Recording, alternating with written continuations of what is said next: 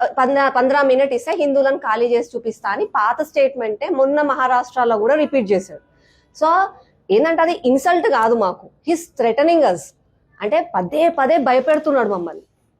కాబట్టి తన మీద ఇంకొకటి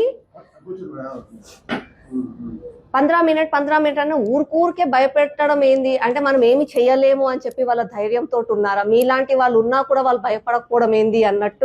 నీకేంది, నీకు అక్బరుద్దీన్ తో సంబంధం ఏంది? అక్బరుద్దీన్ నీ అయ్యనా, ఓవైసీని అయ్యనా? ఎవరు వాళ్ళు? నీకేం సంబంధం వాళ్ళతోటి? డైరెక్ట్ గా వచ్చి మాట్లాడు. ఇంకొకసారి ఫోన్లు చేస్తే మూతి వలగొడతా. ధైర్యం ఉంటే ఇంటికి రా. నేను సరూర్ నగర్ లో పుట్టి పెరిగినా, నీకు ధైర్యం ఉంటే నా ఇంటికి వచ్చి మాట్లాడు. పిరుకోన్లాగా ఇట్లా ఫోన్లు చేయకు, పళ్ళు రాలగొడతా. ఫోన్ పెట్టు. నేను ఒక పబ్లిక్ రిప్రజెంటేటివ్ ని. మనిషి అన్నాడు, కొంచెం మర్యాద ఉండాలి కదా. మీ అమ్మ మీ నాన్న నీకు సంసారం నేర్పించలేదా? నువ్వు ముందు అది చెప్పు. Are you stupid? నీకేం కావాలో చెప్పు. I think you all is mad. Okay, no mind. Only you eating battagaya. Malum battagaya, you know battagaya.